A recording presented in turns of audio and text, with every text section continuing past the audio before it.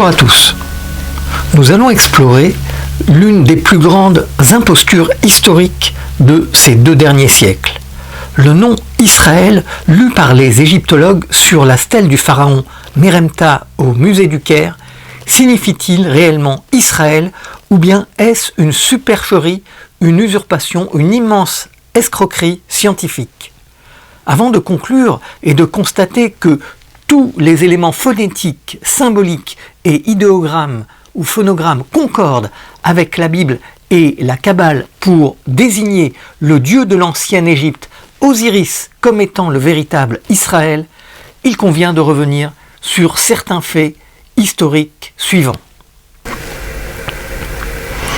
Que se passe-t-il entre l'égyptologie et le monde juif ? D'une manière récurrente, les égyptologues parlent de coïncidence entre les 2 civilisations, mais les faits sont là.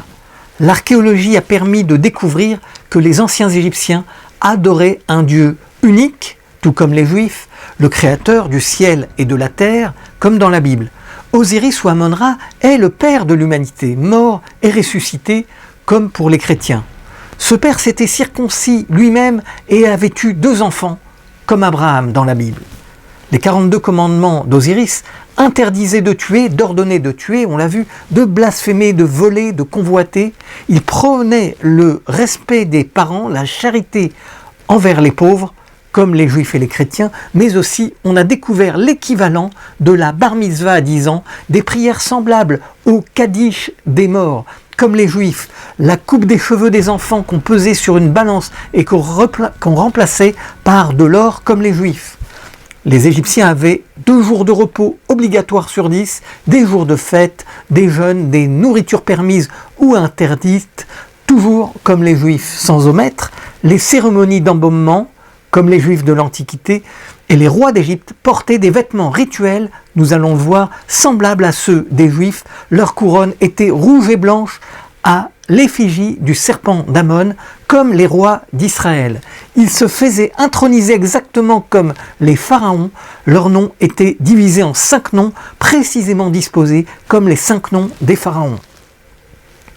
Enfin, on a découvert dernièrement le sceau royal du roi d'Israël, Ézéchias, qui comprend des hiéroglyphes qui affirment qu'Ézéchias portait l'un des noms d'Osiris, Yahou, et régnait sur la vallée du Nil, etc., etc. Tout cela fait beaucoup de coïncidences, et il y en a encore. Il convient par conséquent de reprendre toute l'égyptologie au point zéro, en commençant par la question « Qui sont les anciens Égyptiens ?» Pourquoi les appelle-t-on anciens Égyptiens, sachant que les noms Égypte, Égyptien et Pharaon n'existent pas une seule fois dans les hiéroglyphes? Il est en effet impossible que la civilisation dite égyptienne et leur roi portent ces noms. Parler des anciens Égyptiens et des pharaons est une erreur scientifique majeure, je dirais même catastrophique pour l'humanité, car tous les préjugés racistes et antisémites ont pour origine profonde la négation même de l'histoire de l'ancienne Égypte, de l'histoire de l'humanité. Et pour cause, le mot Égypte vient du grec Aegyptos, qui n'est autre que le nom d'un dieu grec, l'un des petits-fils de Zeus. Pharaon vient aussi du grec Pharaon, qui désigne un autre dieu grec, un autre fils de Zeus, Pharos ou Protée. Le Nil désigne encore un autre dieu grec, Aegyptos, Pharos et Nilos sont tous des petits-fils de Zeus et par conséquent ils ne peuvent en aucune manière désigner les habitants de la vallée du Nil et encore moins leur roi.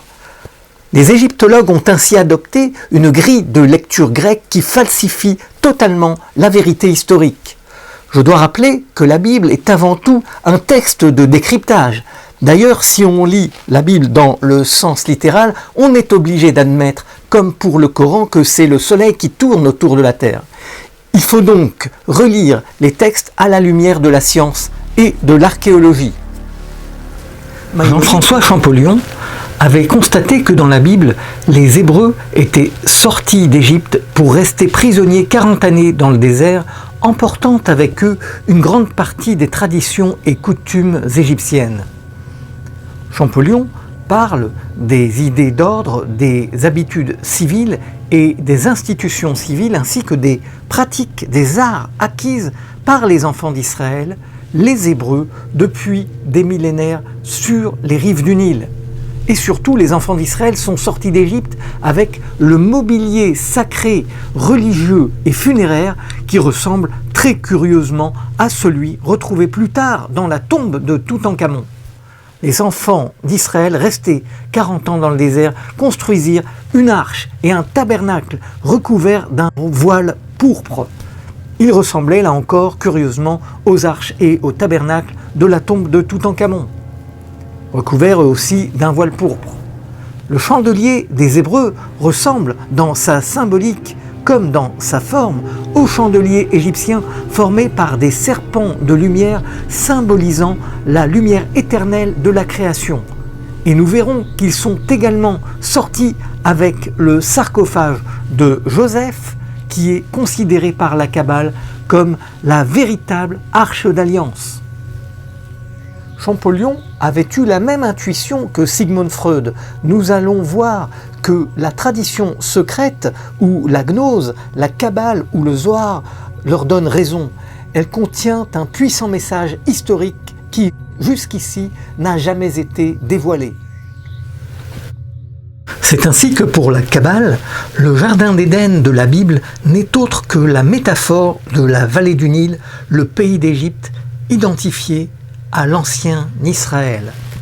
Moïse de Léon, le compilateur du Zohar, présente la Kabbale juive comme un immense puzzle à décrypter où les énigmes et les secrets de la Torah et de l'ancienne Égypte ont été éparpillés. Elles sont précieuses, dit-il, mieux cachées que les perles, et les sages ont fermé et verrouillé leurs portes derrière leurs paroles et caché tous leurs livres parce qu'ils voyaient que le temps n'était pas venu de les dévoiler ou de les publier. Tous ces indices montrent que les enfants d'Israël étaient les véritables anciens Égyptiens et que par conséquent l'ancienne Égypte n'était autre que l'ancienne civilisation d'Israël. Mais dans ce cas, qu'en est-il de la toute première mention du nom Israël gravée sur la stèle de Merenta au musée du Caire? D'après l'égyptologue Sir Finlers Petrie, il est écrit à la 27e ligne « Israël est dévasté, sa semence n'existe plus ». Comment l'unique mention d'Israël, désignant toute une civilisation qui a fait tant de bruit, apparaît pour la première fois pour nous signifier qu'Israël est mort et enterré, anéanti par le pharaon Merenta? C'est impossible. Observons attentivement le hiéroglyphe d'Israël sur la stèle. Phonétiquement, on ne lit pas Israël, mais bien Assyriari. Dans la Bible, Israël signifie ou bien le fils de Dieu ou celui qui combat avec Elohim. Elle signifie Dieu. Ça ne colle pas avec le mot Israël de la stèle, où les figuratifs de l'homme et de la femme désignent une population et non un dieu. Par conséquent, le mot Assyriari ne peut en aucun cas signifier Israël. En fait, c'est l'Église qui avait demandé à Sir Finlers Petrie de trouver un hiéroglyphe signifiant qu'Israël n'existe plus. Sir Finlers Petrie avait d'ailleurs déclaré « J'espère que les révérends seront satisfaits, cette découverte me rendra célèbre dans le monde entier ». Ainsi, des millions de gens ont été trompés par la stèle faussement nommée stèle d'Israël. Le psychanalyste Gérard Hubert confirme dans une étude sur la stèle de Merenta l'immense imposture orchestrée par l'Église où Assyriari n'a jamais signifié Israël. Et pour cause, pour la Kabbale, Israël n'est pas le nom d'une population, mais c'est le nom de Dieu lui-même. Ainsi, Rabbi Shimon Bar Yochai, le rabbin le plus réputé de la Kabbale, affirme que le Dieu d'Israël n'est autre que le Dieu de l'Égypte, descendu en Égypte sous le nom d'Israël, avec 42 anges formant les 42 lettres de son nom. C'est évidemment le souvenir d'Osiris et des 42 juges formant le tribunal céleste mentionné dans le livre de la sortie vers la lumière. D'après la Bible, Jacob, renommé Israël, avait, en arrivant en Égypte, béni Pharaon. La tradition secrète affirme, et Rachi le confirme, que suite à cette bénédiction, et pour la première fois, les eaux du Nil sont montées. La bénédiction d'Israël est donc la bénédiction d'Osiris qui déclenche la première inondation du Nil, la première crue annuelle. C'est la raison pour laquelle l'enterrement de Jacob, donc d'Israël, est accompagné par tout le peuple égyptien, nous dit la Bible, toute la maison de Pharaon, comme pour nous signifier qu'il s'agissait de l'enterrement symbolique d'Osiris, de Sarah, du fils de Ra, d'Israël, le Dieu qui fait monter les eaux du Nil. Dans la Bible, la tombe d'Israël porte d'ailleurs le nom Abel Misraïm, le deuil des Égyptiens, alors qu'il s'agissait du deuil d'Israël. Cela signifie que le deuil des enfants d'Israël est le deuil des enfants de Misraïm. Israël et Misraïm, présumés opposés, ont ici la même signification symbolique, celle d'une union sacrée qui lie directement Osiris à Israël. Mais c'est encore plus flagrant dans la Bible lors de l'érection du veau d'or, l'idole de l'Égypte par excellence. Dans le récit de l'Exode, les enfants d'Israël adressent une prière au veau d'or. Le veau d'or est nommé Israël par les enfants d'Israël et non Osiris. Voici tes dieux Israël qui t'ont élevé de la terre d'Égypte. Cela signifie que Ra, Osiris, le dieu de l'Égypte, porte le nom d'Israël. Les textes des pyramides apportent la preuve que les enfants d'Israël s'adressent à Ra ou à Osiris, le désignant par le nom Israël. Il est écrit « C'est sous la forme d'un veau d'or que le soleil Ra apparaît dans le ciel ». Ainsi, le veau d'or étant renommé Israël par les fils d'Israël, la Torah et les textes des pyramides apportent la preuve qu'Israël est bien le nom d'Osiris, Isra, le fils de Dieu. Les enfants d'Israël sont bien les fils du veau d'or, Ra, Osiris, désignés par Israël, par les fils d'Israël. Les similitudes précises entre Israël et Osiris sont nombreuses et feront l'objet d'un autre documentaire. Mais pour donner un résumé, le combat entre Jacob, devenu Israël, et l'ange dissimule un combat cosmique entre Jacob le soleil contre Ésaü qui serait le serpent céleste des ténèbres nommé Samaël. Jacob c'est le soleil, Ésaü c'est le serpent, nous dit la Kabbale.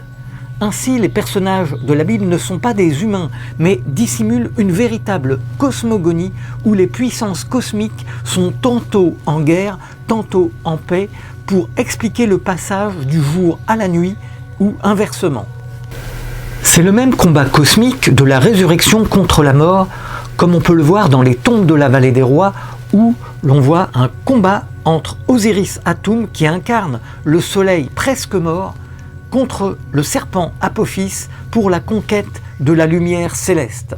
La Kabbale relate que Jacob, mort et ressuscité, correspond de la même manière à l'étoile de l'Est, l'étoile Sirius qui aurait avalé les 7 étoiles du Nord qui correspondent à la Grande Ourse. Les textes des sarcophages nous donnent la clé de cette énigme. Ils relatent qu'Atum, le dieu de l'Égypte, nommé aussi Tam, qui est l'un des noms de Jacob, comme par hasard, a lui aussi avalé 7 serpents Uréus pour venir à l'existence. Les textes des pyramides parlent de la mère du roi, le grand serpent Isis-Nout, qui aurait avalé les 7 serpents Uréus, symboliquement les 7 étoiles, afin de former les 7 vertèbres cervicales du roi de Ra, d'Osiris. C'est ainsi que les 7 anneaux d'or qu'on a retrouvés dans les bandages de la momie de Toutankhamon, 7 anneaux d'or disposés en forme de croix chrétienne, ils correspondent précisément aux 7 serpents avalés ou aux 7 étoiles ou 7 puissances de la résurrection des ténèbres vers la lumière. 7 serpents ou 7 étoiles, C'est évidemment le symbole de la résurrection de la vie par le chiffre 7. C'est la résurrection symbolique du Nil qui avale les 7 Nils quand le fleuve est asséché, quand vient la nouvelle inondation. La Bible dit que le Nil sera séparé en 7 tronçons et que dans ce cas, les Égyptiens mourront de faim. C'est aussi l'explication du serpent de Moïse avalant les serpents de Pharaon, le pouvoir de la résurrection, de la rédemption, de transformation radicale des Égyptiens, du peuple d'Israël, le pouvoir de la vie sur la mort.